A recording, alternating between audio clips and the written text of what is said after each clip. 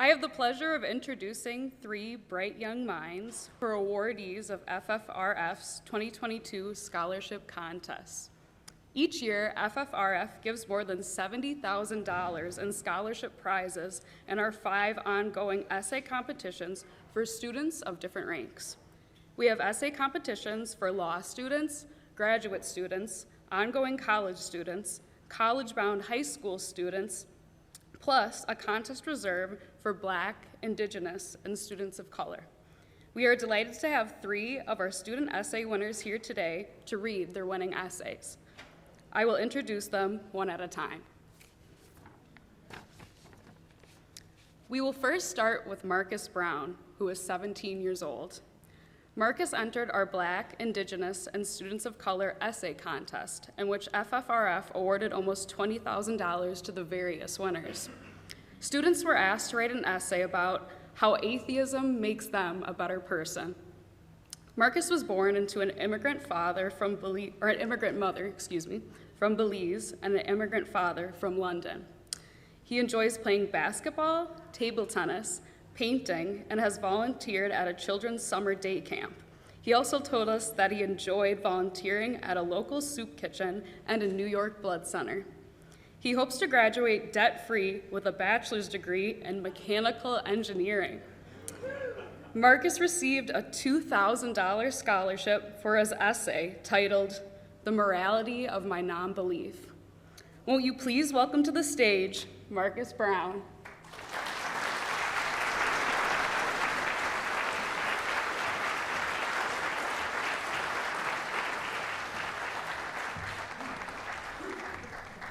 Good morning. The title of my essay is "The Morality of My Non-Belief." There is a very prevalent viewpoint that having a strong sense of morality is exclusive with belief in a higher power.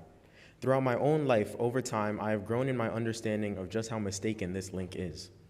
The reliance on faith to live a moral life is simply a confirmation that one is an immoral person. Despite popular sentiment, belief in a higher power has no significant effect on how selfless a person lives their life. Personally, being humanist provides me with a greater respect for the earthly life of myself and for others. Regardless of background, class, virtue, or decency, every person simply experiences one mortal life. It is entirely up to the individual to use their single opportunity to lead a noble life that positively contributes to the state of the world. All religions undermine this fact by trusting in an existence beyond earthly life, thus making mortal life less significant to believers in the faith. Conversely, my lack of belief in afterlife pushes me to work towards improving the state of the only world that I know of. Having no belief in life after death means that I have no incentive to selfishly work towards an afterlife for myself. The morality that I live by throughout my lifetime on earth is entirely dictated by me, instead of by teachings that do not necessarily improve the world. This means that any moral actions that I take come directly from me alone. Unfortunately, religion causes people to burden themselves in the decisions that they make, strictly out of fear of judgment from a higher power. However, strangely, religion has hardly prevented the carrying out of immoral actions. In fact, religion has been used to justify evil since the beginning of humanity. The absence of religion in my life gives me absolute freedom to do what I believe is ethical, rather than fixating on following the teachings of a particular belief. In my own practice, this means pushing for universal health care instead of being concerned about a woman's choice to have an abortion. This also means advocating for gun control legislation instead of worrying about same-sex marriages. There is an endless list of genuine issues that are overshadowed by the non-issues fostered by members of a particular religion. Leaving it up to myself to determine what is right and wrong leads to grounded decisions on how I can leave behind a better world than the one that I was born into. Avoiding faith when making decisions has caused me to lead a more altruistic lifestyle that is more centered on improving the tangible well-beings of others. Thank you.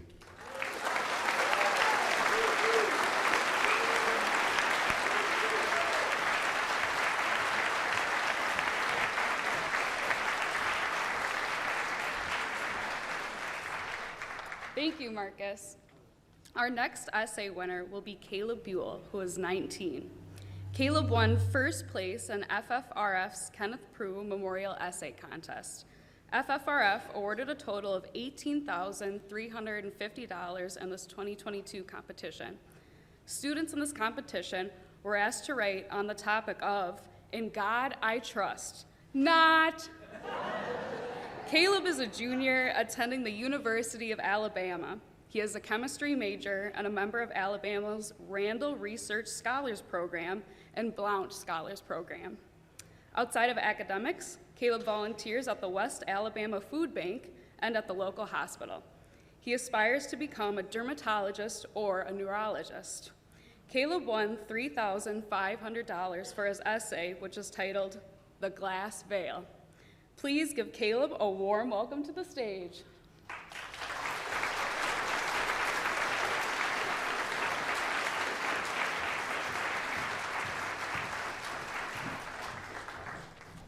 The pious reserve of my grandmother always astounded me. She was unfaltering in her faith, wholly devoted to the teachings of the Pentecostal church, which translated into every aspect of her life. From the ankle-length jean skirts to the Bible she kept stowed in her purse, it was as if an aura of holiness surrounded her everywhere that she went, one that would assuredly protect her from any torment that the devil may inflict upon her. Thus, when the COVID-19 vaccines became readily available, she refused the injections, trusting that God would shield her from this demonic virus. However, those claims could not be heard behind the glass veil of the hospital room she soon found herself in. Neither could the coughing spurts or soft moans, which came in inconsistent intervals but nevertheless displayed her consistently decaying state. Instead, I could only watch in horror as my grandmother's silent bout with the coronavirus unfolded over the next 4 days. There I stood, separated from her by the clear partition, as she muttered silent prayers under her breath. But they soon fell as flat as the EKG in that barren hospital room.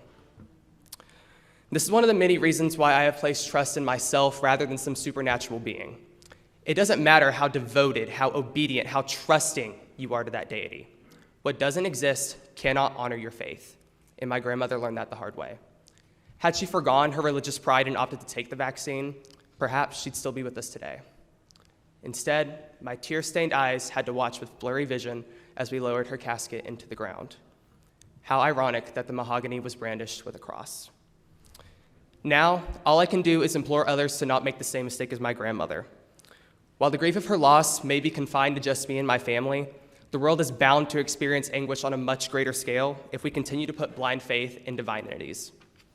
We are already seeing the inklings of intense societal pain due to such actions. Loss of homes due to rising sea levels, food and crop shortages, endless mass shootings, even here in the state of Texas. All of these are happening due to a lack of trust in science, logic, and basic human empathy. Even worse, when they do occur, they are met with public cries to call on God and pray for the victims.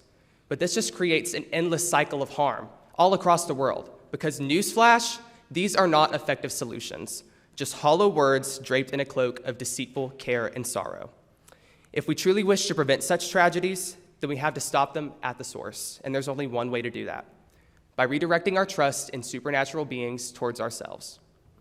Until then, those that follow in my grandmother's footsteps will find themselves trapped behind a similar glass veil. They will continue to experience pain and anguish due to their misguided faith, while those of us with personal trust watch from the other side, unable to help.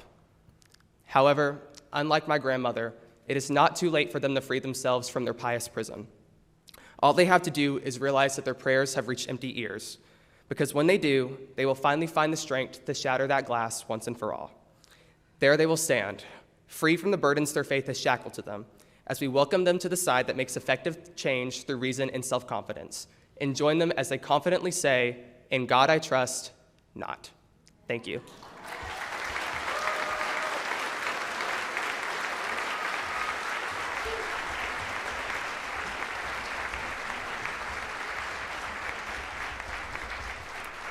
Thank you, Caleb. Our final essayist is Ethan Haight, who is 21 years old. Ethan placed third in FFRF's ongoing college student competition and received a $2,500 scholarship. Again, the topic was, "In God I Trust, Not." Ethan is studying English and hopes to become an author. He is an Eagle Scout and currently a member of the student government at the Western Carolina University.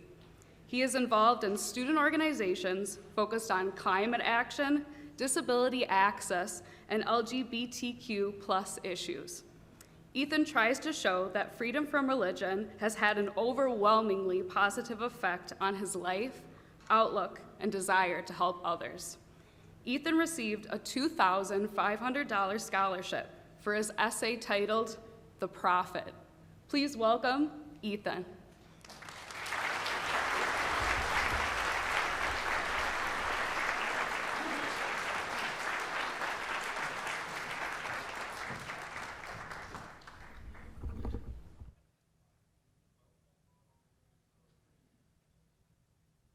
Hello, good morning.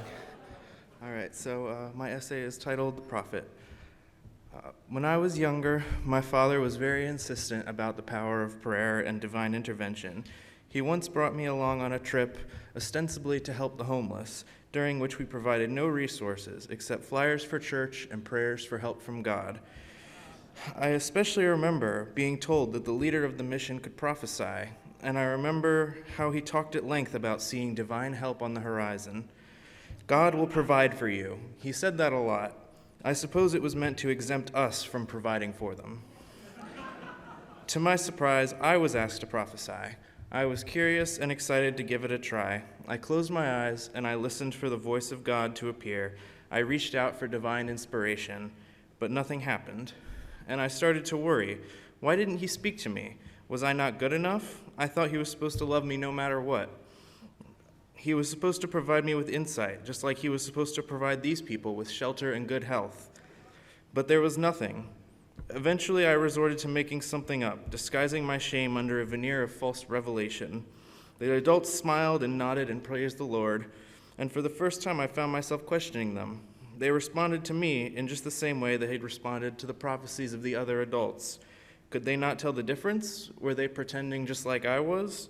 These questions led me, eventually, to what should have been the obvious question from the beginning. Why weren't we helping these people? When I asked that question of my father later on, he told me that those in need wouldn't appreciate having their needs met if we did it for them, and that they would have to earn God's gifts by accepting him in prayer. I think that answer is what finally drove me away from his mentality. These were people who needed help. Why should they have to earn it? My life up until that point was often defined by shame and fear. I was told from a very young age that my soul was tainted by sin. I was afraid of myself and my own free will. I was afraid of being cast into the lake of fire when I died. I remember crying when I started struggling in school. God was supposed to bring me success in all things. Was I not being pure enough? Was I being punished? It would be almost a decade before my learning disability was diagnosed and I was able to take my success into my own hands. When I was trusting in God, I was living a life of self-doubt and self-hatred. Anytime things went wrong, rather than learning from my mistakes and coming back stronger, I receded further into negativity, believing that I had failed the Lord and lost his favor. I rarely, if ever, made any sort of personal progress when I was living in that mentality. I was stagnant and afraid. But it can also have the opposite effect, as it did with my father. He expected God to solve his problems, and it made him overconfident. I never tried because of my fear. He never tried because he didn't think he had to. Both are reductive and dangerous ways of thinking. We need to be able to recognize our own power to create positive change, and that we should use that power. We can't just wait for God to fix our problems, and we can't hold ourselves back in fear from doing the work ourselves. We can do incredible things. I believe that about myself now. I want to see all of humanity believe that about each other. Only then will we be able to move forward into new and better things. Thank you.